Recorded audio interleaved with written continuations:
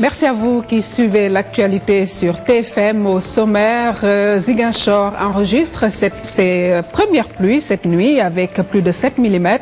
La météo considère ces précipitations comme précoces alors que les semis sont attendus ce 15 juin dans le sud du pays.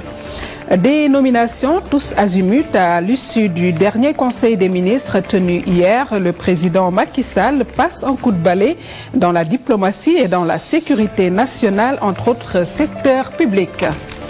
Rapport de l'Union européenne, les observateurs épinglent le Conseil constitutionnel sur l'invalidation des 3 candidats indépendants à la veille des 2 scrutins.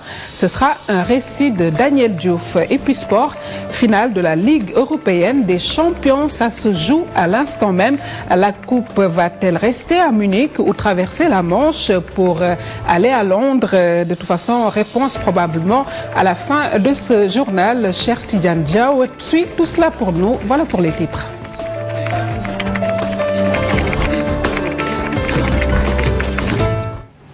Mesdames, Messieurs, bonsoir. Ziguinchor a enregistré ses premières pluies dans la nuit du vendredi à samedi, des précipitations de 7,8 mm selon les services de la météorologie. L'hivernage devrait s'installer en principe à partir du 5 juin alors que la date butoir des semis de la région est prévue ce 15 juin. À noter également que cette nuit, Dakar a enregistré une fine pluie.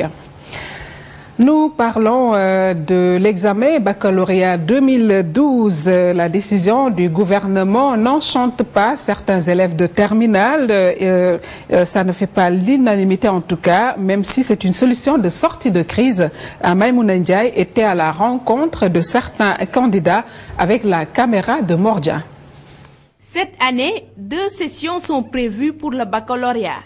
Une solution de sortie de crise pour éviter l'année blanche. Chez les principaux concernés, les avis sont partagés. 17 ans à jouer, est-ce qu'on pourra finir le programme à temps? On doit être au même pied d'égalité entre les privés et les publics. Un élève qui n'a pas fait cours pendant 5 mois et on veut arrêter les cours le 31 juillet, ce sera pas normal. La situation est tout autre dans les établissements privés. Les élèves sont fin prêts pour affronter la première session. Nous nous réjouissons du fait qu'il y ait le bac, même si c'est en 2 sessions. Bon, nous sommes solidaires par rapport à nos frères du public, donc nous ne pouvons qu'accepter les 2 sessions, bien que ce ne serait pas la chose que nous souhaitons, parce que là, l'année va tirer en longueur, nous sommes là depuis octobre, donc. Mais d'une part aussi, ça va nous laisser plus de temps pour pouvoir assimiler les cours. Oui, je suis fin prêt. Je pense que tous les élèves de l'école, si on nous disait que l'examen c'était demain, nous sommes fin prêts. Ce qui m'aurait arrangé, ce serait que ça se passe normalement, parce que j'ai déjà appris et je vais être plus fatiguée.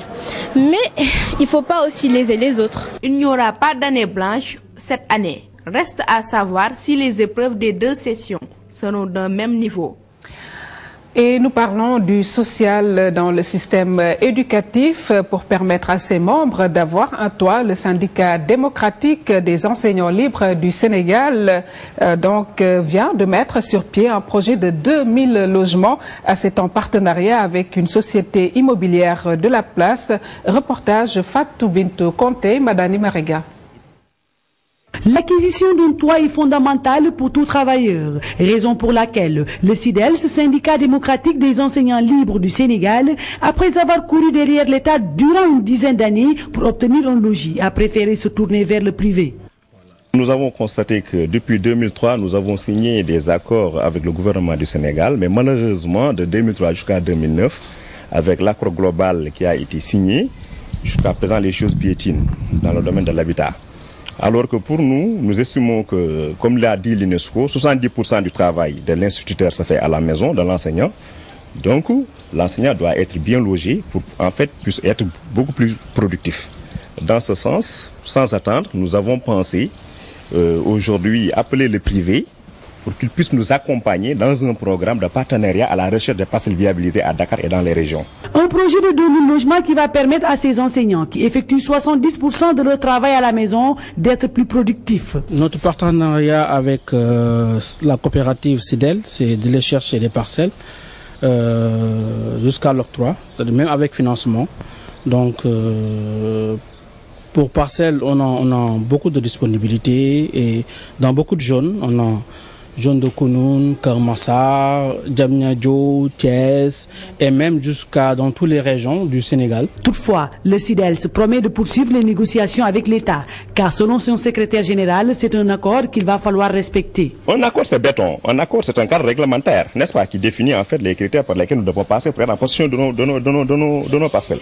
Je pense que ça a été fait. Maintenant, nous attendons le déroulement, la matérialisation de cet accord. Et j'interpelle le gouvernement dirigé par Moussa Mbaye qu'ils prennent les dispositions nécessaires, n'est-ce pas, en convoquant le plus rapidement possible un dialogue inclusif, n'est-ce pas, pour l'aboutissement vraiment de nos revendications qui datent depuis 2003. Aujourd'hui, ce syndicat a organisé une rencontre pour permettre à ses militants d'avoir une meilleure information quant à l'octroi de ces logements. Parlons à présent du rapport final de la présidentielle 2012. La mission d'observation de l'Union européenne vient d'épingler sur le Conseil constitutionnel sur l'invalidation des candidatures indépendantes, en l'occurrence messieurs Youssou Ndour, Kane Keba et Sarr Ibrahima. Selon elle, le Conseil constitutionnel a commis des fraudes. Le rapport fait état de manquements imputables à l'institution, des signatures invalidées mais conformes à la légalité. Selon la mission, c'est un récit de Daniel Diouf.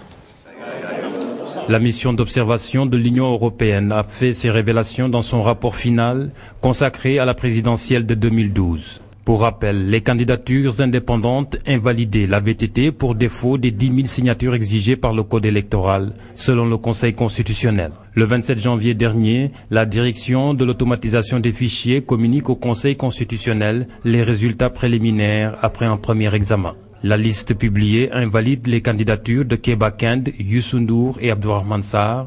Ces trois candidats déposent leurs réclamations dans la foulée pour un nouveau décompte. Un second examen des dossiers en cause est effectué par la DAF. Le Conseil constitutionnel rejette les réclamations sur la base de l'article 92 de la Constitution. Cet article stipule que les décisions du Conseil constitutionnel ne sont susceptibles d'aucun recours. La mission d'observation de l'Union européenne précise dans son rapport final que la décision du Conseil constitutionnel du 27 janvier et les rapports de la DAF comportent des écarts considérables sur le nombre de signatures rejetées. Elle déclare avoir pu constater plus de 500 électeurs classés inconnus par la DAF et donc rejetés par le Conseil constitutionnel. Or, d'après la mission, un croisement de leurs noms et numéros de carte d'électeurs avec le fichier en ligne a permis de constater que ces électeurs classés inconnus sont bien inscrits au fichier. La mission justifie l'invalidation des candidatures de Keba Kand, Youssou Ndour et Abdourahmane Sarr par les écarts du Conseil constitutionnel. Pour l'avenir, elle recommande la révision du délai limité pour les réclamations. Elle propose aussi que soit associé au processus de vérification la Commission électorale nationale autonome et les mandataires des candidats indépendants. Retour à présent sur le Conseil des ministres tenu hier vendredi, entre autres nominations, celle de Ngouda Fall Kane, ex-président de la cellule nationale de traitement des informations financières, la CENTIF, est nommé secrétaire général du ministère de l'économie et des finances. Mankeur Ndiaye, conseiller des affaires étrangères principal, est nommé ambassadeur extraordinaire et plénipotentiaire du Sénégal en France, précédemment ambassadeur du Sénégal au Mali. Mankeur Ndiaye remplace à ce poste Madame Maïmouna Sourandir. Et puis des mouvements sont aussi notés du côté du ministère de l'Intérieur. Le directeur général de la police nationale, Codemeng, est ainsi promu en grade l'inspecteur général de la police. L'émission La Palette 2 de la TFM est distinguée meilleure émission télévisuelle destinée aux arts plastiques. L'initiative est de l'Association internationale des arts plastiques. Ceci entre dans le cadre de la 10e édition de la Biennale de l'art contemporain africaine. La Palette 2 avec donc son compteur pour l'émission reportage Ibi Diouf et Diafaraba. L'émission La Palette 2 alimente chaque semaine la grille des programmes de la TFM, une tribune destinée aux artistes et plasticiens, une performance en direct. Une opportunité pour eux de s'exprimer, de communiquer avec le public, voilà, pour véhiculer le message. Les artistes m'ont beaucoup aidé aussi. Peut-être que bon, c'est parce que je suis artiste, je ne sais pas. mais ils ont beaucoup contribué à l'évolution de l'émission. C'est une très belle initiative que j'apprécie beaucoup parce que certes c'est une passion, mais c'est un moyen d'expression. On fait passer nos messages, on se fait comprendre. L'émission de couleur est présentée par l'artiste invité qui étale son savoir-faire sur des toiles. Chaque 15 jours, on invite un artiste, il vient, on fait une interview avec lui, il travaille. Et cette œuvre-là, on les réunit chaque année, ce qui nous fait une exposition avec 24 artistes. Après 24 invités, la palette 2 est vue et reconnue par les artistes avec à la clé une distinction des meilleures émissions télévisuelles qui traitent des arts plastiques au Sénégal. Cette récompense, c'est pour les artistes. Ils ont tous travaillé, on a tous travaillé, on a travaillé en équipe. Il y a des artistes qui travaillent sur les lutteurs, sur la femme, sur les enfants, beaucoup de thèmes sur l'étoile. Quand on quitte les chantiers battus, quand on quitte sa zone et qu'on aille s'ouvrir avec d'autres zones, voilà le résultat. Moi, j'essaie de populariser le travail, le contenu existe au Sénégal. Donc on essaie de populariser et par-dessus essayer que les artistes vivent de leur art. Cette initiative de l'Association internationale des arts plastiques ne fait qu'encourager l'esprit de créativité des artistes et favoriser d'autres tribunes réservées à la culture.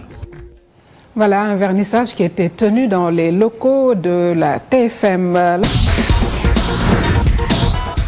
Voilà, actualité sportive à présent. Nous recevons sur ce plateau Cheikh Tidiane Diaw. Bonsoir. Bonsoir Ndeye Fatou. Alors, avant de connaître le championnat de la Ligue européenne, nous en venons chez nous, la Ligue des champions, ici au Sénégal. Au Sénégal, avec la dernière journée donc de la Ligue professionnelle de football, on connaît les deux qualifiés pour les playoffs de la poule A. Il s'agit de Djambar qui est venu à bout de Yakar 3-1. L'autre équipe qualifiée pour les playoffs, c'est le champion en titre Uzo large vainqueur. Uzo large vainqueur devant Duc qui était également concerné, donc 3-0. Donc on connaîtra demain le tableau complet de ces playoffs. Il y a 3 équipes qui sont concernées dans la poule B. Donc ça va se décider entre le Casa Sport, Niaritali et Djaraf. Casa Sport donc qui se déplace demain à Mour pour affronter Tourekunda. Le Djaraf qui va jouer contre Yego, ce sera au stade Léopold Sédar Senghor. Et puis Niaritali qui va jouer contre l'AS Douane, ce sera au stade Demba Diop, donc demain dimanche à partir de 17h. Nous parlons toujours de football avec la Ligue 2, donc l'Olympique de Ngor qui rejoint l'élite du football sénégalais après 26 ans après son dernier passage. Donc c'était en 1986. Et de quelle manière, puisque les Ngorois ont atomisé l'équipe de Itix donc 7-1. Le président du club Rémi Juteux, très heureux, décline ici ses ambitions. Mais avant, on écoute l'entraîneur, il s'appelle Sidat Dian, des propos recueillis par Abdoul Aziz Ndiaye et Mardieng. L'adversaire était venu pour jouer un résultat. Mais nous, je sais que techniquement, on avait les moyens de réussir cette mission-là. C'est pour cela qu'on les a poussés à pousser. À la mi-temps, on était à 2-0. À la deuxième mi-temps, on s'est profité pour vraiment faire le maximum, d'espérer l'adversaire pour avoir le bon résultat. C'est la fierté de tout un village ici qui se retrouve dans l'élite après 26 ans de disette. D'avoir remonté ce club en 2006, on était en D3, on remonte en Ligue 1. C'est vrai qu'on a mis peut-être 6 ans, mais il y avait autre chose aussi à monter. C'est donc l'aboutissement, c'est d'avoir un stade fonctionnel qui peut répondre maintenant à des matchs de L1 de haut niveau. Et bon, il nous manque que le gazon synthétique. C'est tout de même avec les élections, on a eu un petit problème et ça devrait être mis au plus tard en 2013 pour l'année prochaine, en accord avec la mairie de Dakar. Donc c'est un projet où on a fait tout le soubassement pour le gazon synthétique. On n'a plus qu'à pratiquement à le poser, enfin mettre le remblai, le dernier remblai et le gazon synthétique. Donc l'aboutissement, c'est d'avoir un stade. L'aboutissement, c'est d'avoir un stade et une équipe en L1. Rémi Juteux, donc le président de l'Olympique de Ngor, qui va accéder donc à la première division. Pour ce qui concerne l'autre équipe qui va accompagner l'Olympique de Ngor, il va falloir attendre encore puisque le match Stade de Mour Port Autonome de Dakar n'est pas allé à son terme. Le match donc qui a été interrompu par des bagarres. Tout de même, ballottage très favorable pour l'équipe du Port autonome de Dakar qui peut se satisfaire d'un match nul pour accéder à la première division. Nous parlons toujours football avec le staff technique national des Lions du Sénégal qui vient de publier une liste de 29 joueurs en direction du match amical contre le Maroc. Dans les buts, donc, nous avons Khadim Gaye, le gardien de la Linguère de Saint-Louis, Bouna Koundoul, qui évolue désormais à Vassan, Ousmane Mané de Djambar en défense, Lamine Sané des Girondins de Bordeaux, Pape Gueye qui évolue au Métalliste Kharkov, c'est en Ukraine, Abdoulaye Ba de l'Académica Coimbra, Karambo de Tromsø, Assamanda aussi de Nyaritali, Jacques Noudoufati de Sivasspor, c'est en Turquie, Pape Ndiaye Souaré de Lille, Chermbeng de Toulouse et puis Victor Bigna de Sandefjord, c'est en Norvège. Au milieu de terrain, Mohamed Diamé de Wigan, Rémi Gomis de Valenciennes, Cheikhou Kouyaté d'Anderlecht, Ricardo Fati à Salonique, c'est en Grèce, Idrissa Gana Gueye de Lille, Abdoulaye Seck Épinal, Stéphane Badji Sangdal, Sadio Mané de Metz et puis Martar Thioun, Karlsruhe, c'est en Allemagne. Et puis en attaque, nous avons Papis Dembassi, c'est de Newcastle, Dam Doy de FC Copenhague, Souleymane Camara de Montpellier, Ibrahima Touré, lui il est tout nouveau, il nous vient de l'AS Monaco, Moussa Konaté de Maccabi Tel Aviv, c'est en Israël, et puis Ibrahima Baldé de l'Osasuna à Pamplune. Vous noterez les absences d'Issiardia, Moussasso, Dembaba et Mamadou Niang, qui a annoncé sa retraite internationale. Donc pour rappel, les Lions du Sénégal qui vont rencontrer le Maroc le 26 mai prochain à Marrakech en match amical.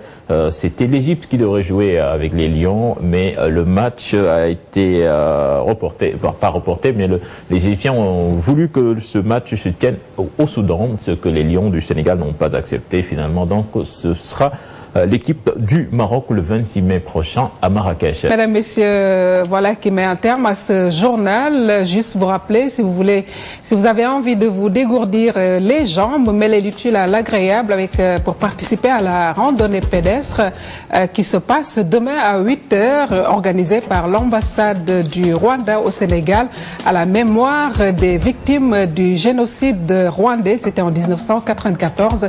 Une randonnée pédestre, donc demain à 8h aux allées Ababacar Sy. Merci d'avoir suivi cette édition avec une mise en onde de la technique et puis rédactionnelle de Daniel Diouf. À demain, Inch'Allah.